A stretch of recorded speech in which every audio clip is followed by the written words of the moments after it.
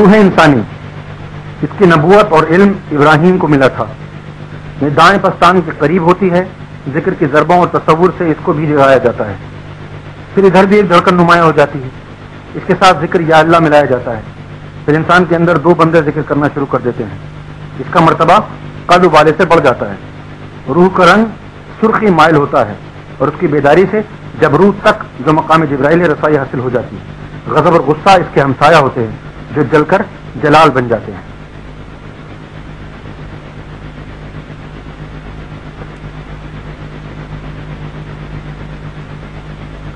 لطیفہ سری، اس کی نبوت اور علم موسیٰ کو ملا تھا. یہ مخلوق سینے کے درمیان سے بائیں پستان کے درمیان ہوتی ہے. اس کو بھی یا حیو یا قیوم کی ضربوں اور تصور سے بیدار کیا جاتا ہے. اس کا رنگ سفید ہے. خواب یا مراقبے میں لاہوت تک پہنچ رکھتی ہے.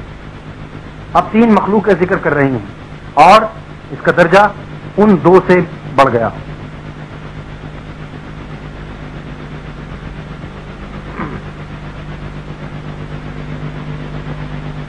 لطیفہ خفی، اس کی نبوت اور علم عیسیٰ کو ملا تھا. یہ سینے کے درمیان سے دائیں پستان کے درمیان ہوتی ہے. اسے بھی ضربوں کے ذریعے یا واحد سکھایا جاتا ہے. اس کا رنگ سبز ہے اور اس کی رسائی مقام وحدت سے ہے. اور اب 4 بندوں کی عبادت سے درجہ اور بڑھ گیا.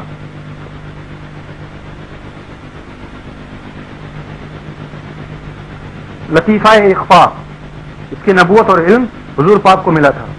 یہ مخلوق سینے کے درمیان ہے. یا عہد کا ذکر اس کے لیے وسیلہ ہے.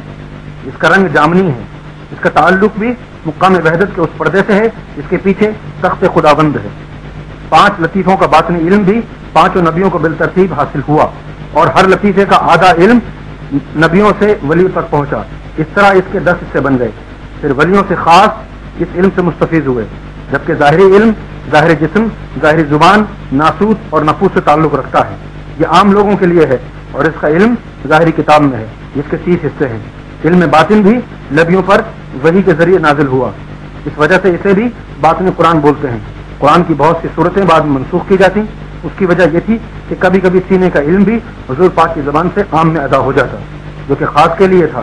بعد میں یہ علم سینہ بہی سینہ ولی میں چلتا رہا اور اب کتب کے ذریعے عام کر دیا گیا.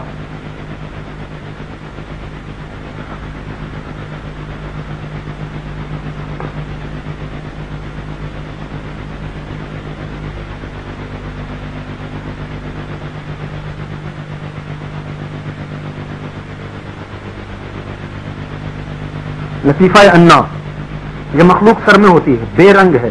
جاہو کا ذکر اس کی معراج ہے، اور یہی مخلوق طاقتور ہو کر خدا کے روبرو بے پردہ ہم کلام ہو جاتی ہے. یہ عاشقوں کا مقام ہے. اس کے علاوہ کچھ خواص کو اللہ کی طرف سے اور دیگر مخلوقیں بھی عطا ہو جاتی ہیں، جیسے طفل نوری یا جثہ توفیق الہی. پھر ان کا مرتبہ سمجھ سے بالا تر ہے. لطیفہ انا کے ذریعے دیدار الہی خواب میں ہوتا ہے. جثہ توفیق الہی کے ذریعے رب کا دیدار مراقبے میں ہوتا ہے، اور طفل نوری والوں کا دیدار ہوش و حواس میں ہوتا ہے. یہی پھر دنیا میں نائب اللہ کہلاتے ہیں، چاہے کسی کو عبادت و ریاضت اور چاہے کسی کو نظروں سے ہی مقام محدود تک پہنچا دیں. ان کی نظروں میں 6 مسلم، 6 کافر، 6 زندہ، 6 مردہ سب برابر ہوتے ہیں.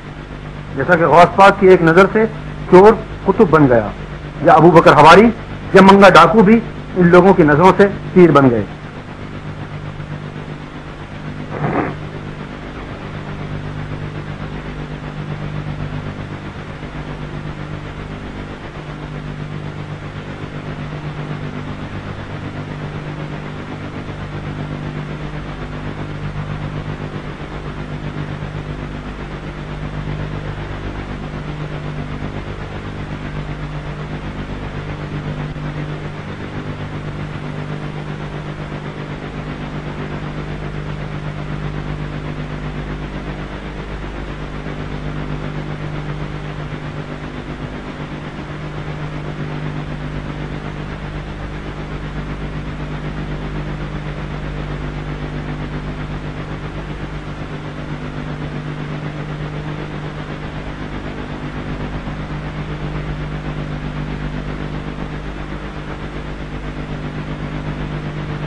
انسانی جسم میں ان لطائف کی ڈیوٹیاں.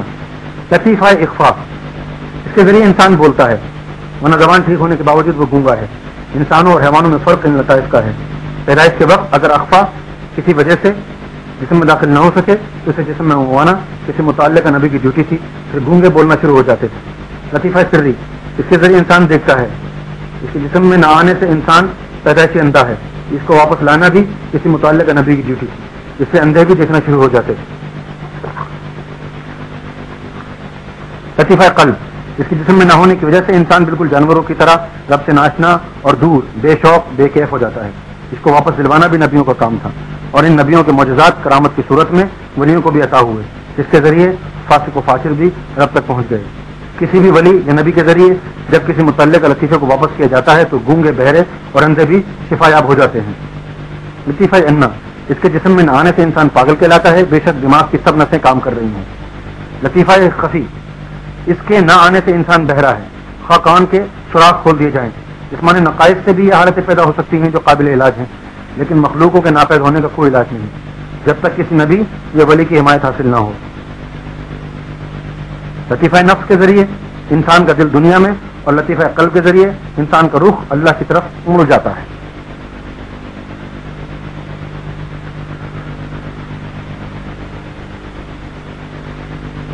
لفظ اللہ، سریانی زبان جو آسمانوں پر بولی جاتی ہے، فرشتے اور رب اسی زبان سے مخاطب ہوتے ہیں. جنت میں آدم صفی اللہ بھی یہی زبان بولتے تھے. پھر جب آدم صفی اللہ اور مائی ہوا دنیا میں آئے، عربستان میں آباد ہوئے، ان کی اولاد بھی یہی زبان بولتی تھی. پھر آل کے دنیا میں پھیلاؤ کی وجہ سے یہ زبان عربی، فارسی، لاطینی سے نکلتی ہوئی انگریزی تک جا پہنچی، اور اللہ کو مختلف زبانوں میں علیحدہ علیحدہ پکارا جانے لگا. آدم علیہ السلام کے عرب میں رہنے کی وجہ سے سریانی کے بہت سے الفاظ اب بھی عربی زبان میں موجود ہیں، جیسا کہ آدم کو آدم صفی اللہ کے نام سے پکارا تھا، کسی کو نوح نبی اللہ، کسی کو ابراہیم خلیل اللہ، پھر موسیٰ کلیم اللہ، عیسیٰ روح اللہ اور محمد رسول اللہ پکارا گیا. یہ سب کلمے سریانی زبان میں لوح محفوظ پر ان نبیوں کے آنے سے پہلے ہی درج تھے. تبھی حضور پاک نے فرمایا تھا، میں اس دنیا میں آنے سے پہلے بھی نبی تھا. بعض لوگوں کا خیال ہے کہ لفظ اللہ مسلمانوں کا رکھا ہوا نام ہے، مگر ایسا نہیں. حضرت محمد رسول اللہ کے والد کا نام عبداللہ تھا، جبکہ اس وقت اسلام نہیں تھا، اور اسلام سے پہلے بھی ہر نبی کے کلمے کے ساتھ اللہ پکارا گیا. جب روحیں بنا دی گئیں تو ان کی زبان پر پہلا لفظ اللہ ہی تھا. پھر جب روح آدم کے جسم میں داخل ہوئی تو یا اللہ پڑھ کر ہی داخل ہوئی تھی. بہت سے مذاہب اس رمز کو حق سمجھ کر اللہ کے نام کا ذکر کرتے ہیں، اور بہت سے شکوک و شبہات کی وجہ سے اس سے محروم ہیں. جو بھی نام رب کی طرف اشارہ کرتا ہے قابل تعظیم ہے، یعنی اللہ کی طرف رخ کر دیتا ہے، مگر ناموں کے اثر سے متفرق ہو گئے. حروف ارجد اور حروف تہجی کی روح سے ہر لفظ کا ہنسا علیحدہ ہوتا ہے. یہ بھی ایک آسمانی علم ہے، اور ہنسوں کا تعلق کل مخلوق سے ہے. بعض دفعہ یہ ہنسے ستاروں کے حساب سے آپس میں موافقت نہیں رکھتے، جس کی وجہ سے انسان پریشان رہتا ہے. بہت سے لوگ اس علم کے ماہرین سے ستاروں کے حساب سے ذائقہ بنوا کر نام رکھتے ہیں، جیسا کہ ابجد الف بے جیم دال 1 2 3 4 کے 10 عدد بنتے ہیں، اسی طرح ہر نام کے علیحدہ اعداد ہوتے ہیں. جب اللہ کے مختلف نام رکھ دیے گئے تو ابجد کے حساب سے ایک دوسرے کا ٹکراؤ کا سبب بن گئے. اگر سب ایک ہی نام سے رب کو پکارتے تو مذاہب جدا جدا ہونے کے باوجود اندر سے ایک ہی ہوتے. پھر گرو نانک اور بابا فرید کی طرح یہی کہتے، سب روحیں اللہ کے نور سے بنی ہیں، لیکن ان کا ماحول اور ان کے محلے علیحدہ ہیں.